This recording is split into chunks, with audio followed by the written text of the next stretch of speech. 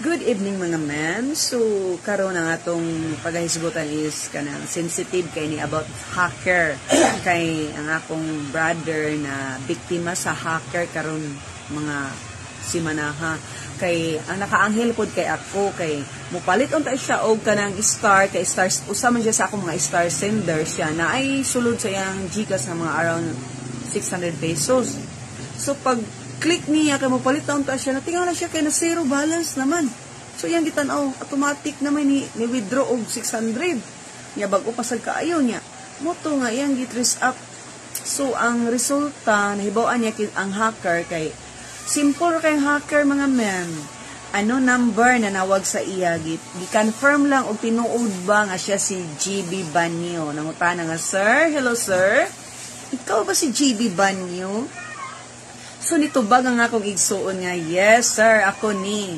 And then nangutana din sa iyang birthday, gitubag sa niya nga, yes sir, mo na akong birthday, pastilan pag human ato automatic ang iyang GCash account na hack na gilunan og 45k mga ma'am. O asa ka 45k.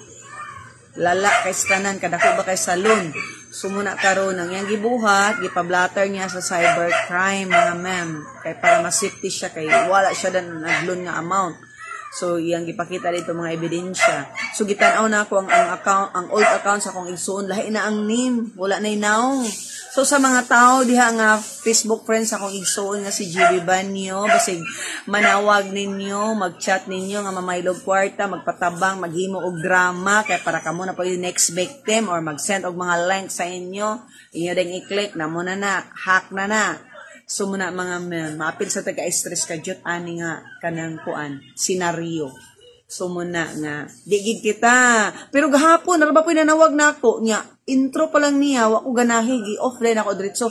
Kay kanang mga number nga manawag nato nya first intro pa lang nga di ko kasabot sa iyang istoryahan automatic off gina nako kay akong utok nag-ingon na nga goy basig hacker na po ni mambiktima ta dani.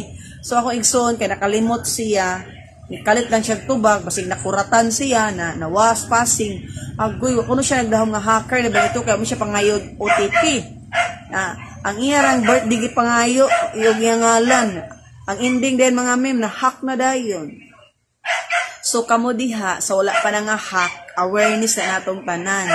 Na ayaw gid mo tala-tala og tubag anang mga continue og reply anang mga tao nga mga mo nang laging giingon na sa tong eskwelahan nga don't talk to strangers o mo na nakalimot na siguro don't talk to strangers ay Ginoo ko mo na lesson learn na tong tanan na good awareness na muna ko ika-istorya kay ang hacker karon simple ra kayo mangutana ra og imong ngalan og imong birthday hack na kadayon pag motubag ka o muna mga ma'am. So good evening ninyong tanan o na stress ko kadyot ana nga issue babu.